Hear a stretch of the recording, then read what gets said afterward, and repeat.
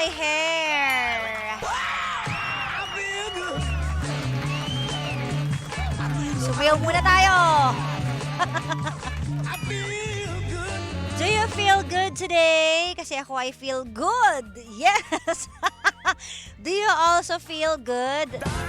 Well, I hope so. Yes, welcome back. Yes, welcome back Balakubak, and today is our live once again. And kung gusto mo makita kung bakit I do feel good, it's because of my kakaibang hairstyle, di ba? Wow! Ayan. Thank you for my hair and makeup again, Tita Cora. Palakpakan natin siya. Na malapit na siya magtayo ng salon. Oh, may salon na, in fairness. Tsaka I look dito I look tawag dito. I look thin. Hindi ako mukhang chubby-chubby dito sa live natin ngayon.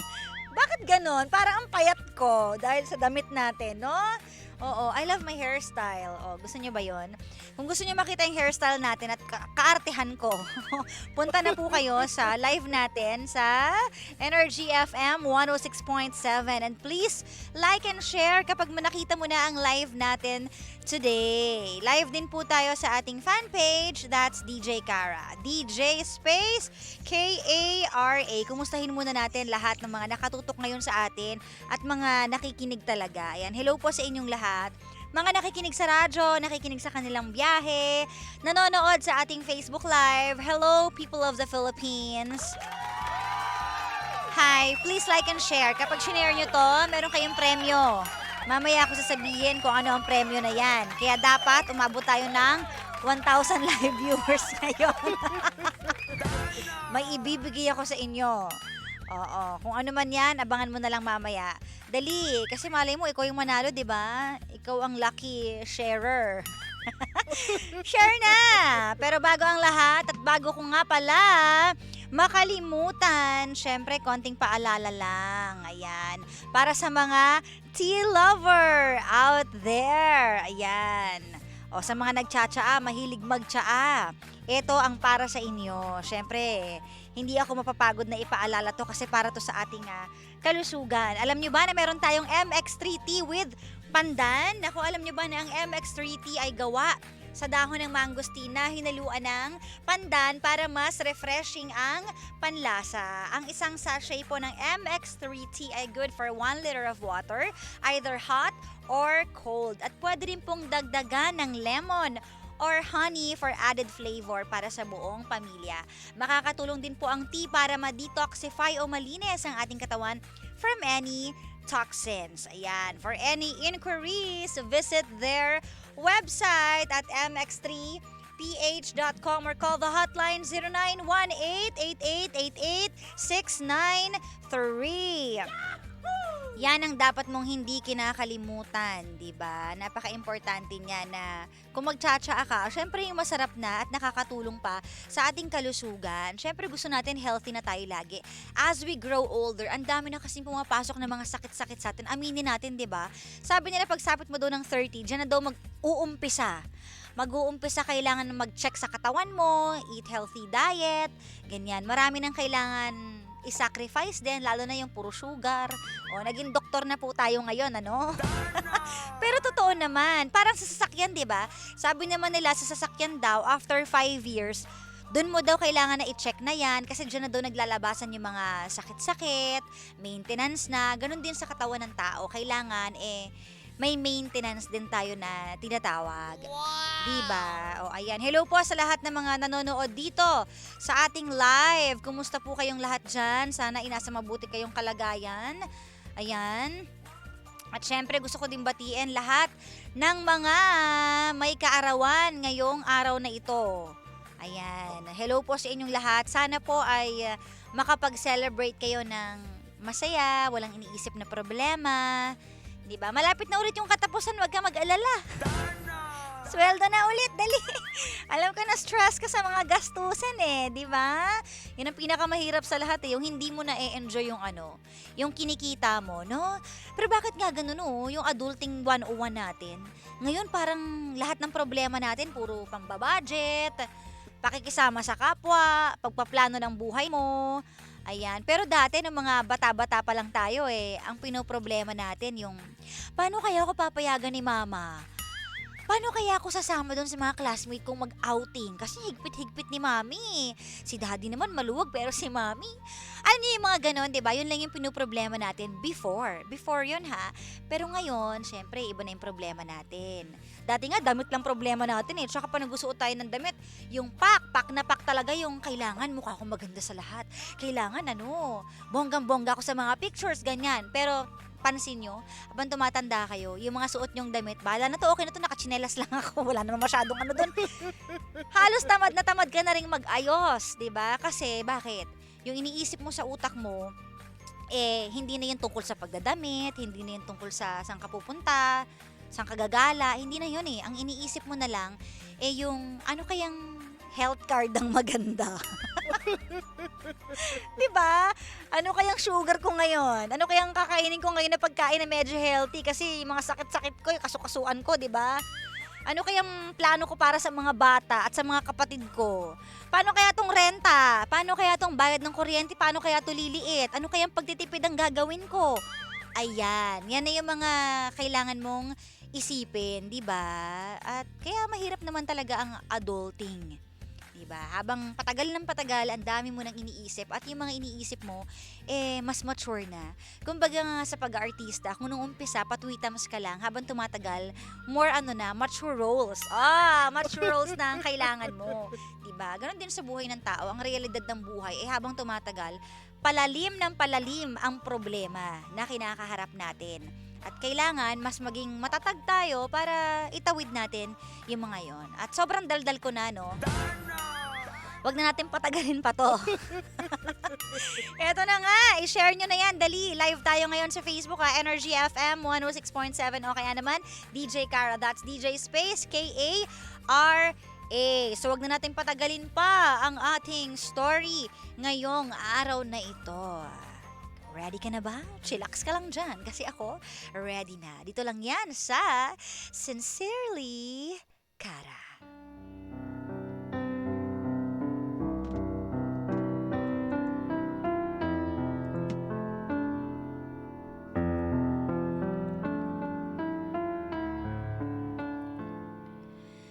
Sabi nila, ang pinakamasarap na feeling daw sa lahat yung ma-in love tayo. Sa kahit na anong paraan. Pwedeng blind date, pwedeng online, pwedeng common friend, or pwedeng nakatabi mo lang sa jeep, or pwedeng kaibigan, unexpected love.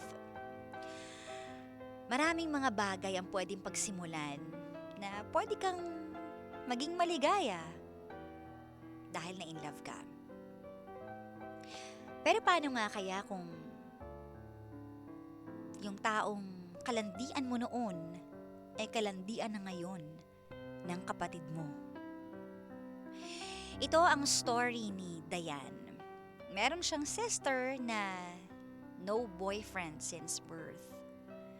So kumbaga, napaka-inosente at hindi pa nakakaramdam ng kahit na ano tungkol sa pagmamahal. At eto namang si Diane, way back then, meron siyang nakilala sa Tinder na kalandian niya. At aminado naman siya na nakikipaglandian din siya. Pero hindi raw umabot dun sa point na lumalim yung landian nilang dalawa. Natigil din. Hanggang sa meron na siya naging boyfriend after that.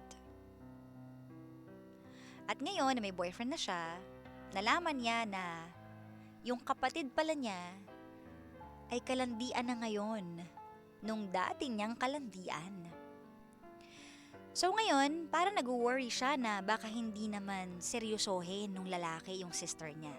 Siyempre kapatid niya yon, magkikare talaga siya sa kanyang kapatid. So hindi niya masabi na nakalandian ko yan before, mag-ingat ka, ganyan-ganyan. Kaya ngayon, hindi niya alam ang gagawin niya. Dapat bang makialam pa siya or hayaan na lang niya ang kapatid niya since adult na ito? So let's hear it straight from the heart of our voice sender for today.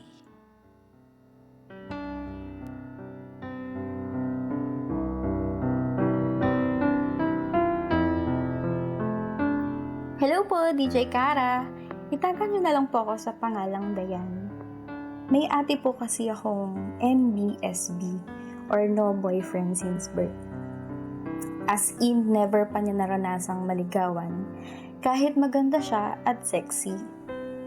Siguro kasi mukha siyang suplada at kung may magpahiwating mang gusto siya, hindi niya bet.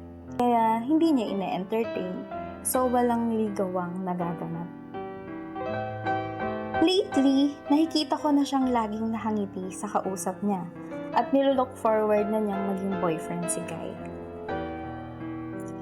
But I know this guy. I met him in 2020 sa Tinder at nakaka-chat ko siya sa FB dati. May pagkamanyak si Guy at lagi niya akong niyayang makipag-sex sa kanya. Pero may pagka-naughty rin ako noon kaya nakalandian ko siya at ilang beses namin pinlanong magkita. But it never happened. Kaya tinigilan niya na ako. Hanggang sa nagka-boyfriend na ako.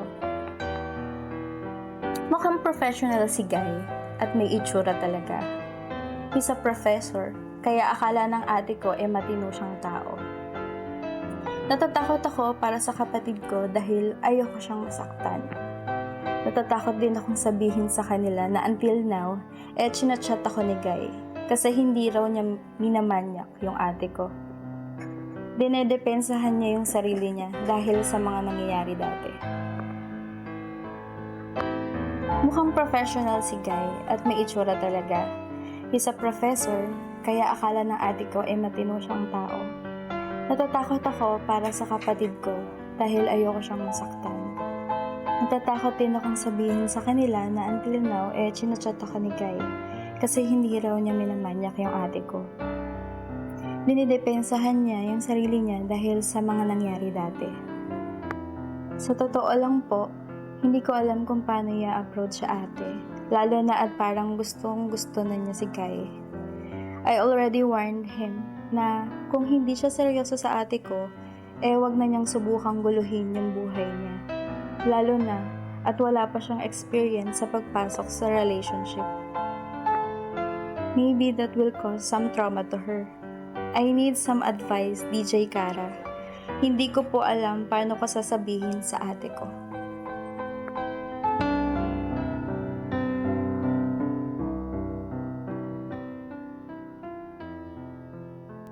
Nako,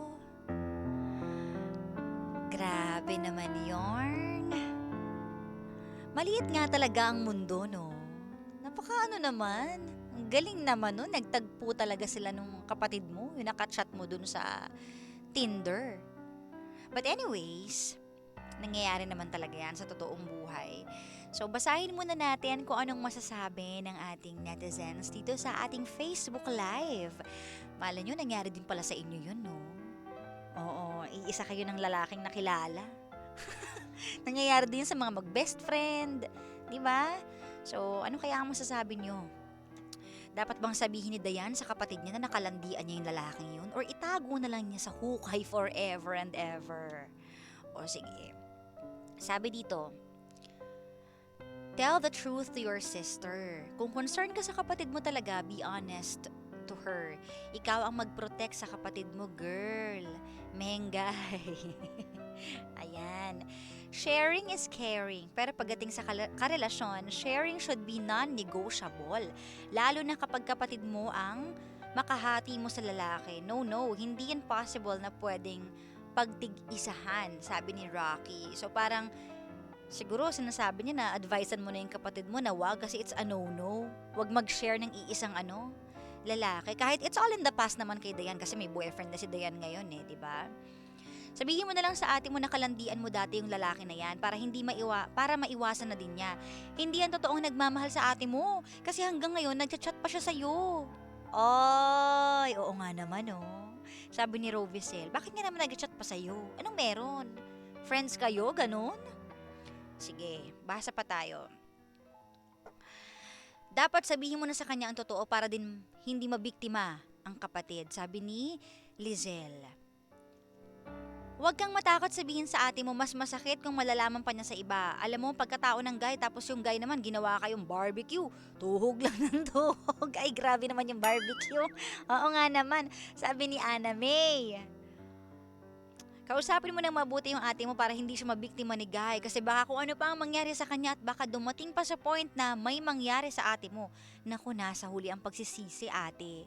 Mas masakit bilang kapatid kung nakikita mo nasasaktan siya. Kaya kausapin mo siya mabuti at paliwanagan. Sabi ni Rhea.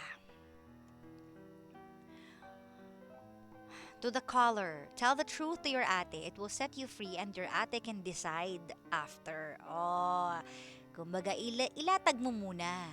Bahala na siya mag-decide kasi malaki na siya. Sabi ni Mami Vanji. She's your sister no matter what and no matter how she is. If you really care about your sister, you will be brave enough to tell your sister the truth. Before pa siya mapahamak, huwag mong hayaang umabot sa point na huli na ang lahat. Yung napahamak na yung ate mo, kaya habang maaga pa, magsalita ka na. Before it's too late, sabi ni Patricia.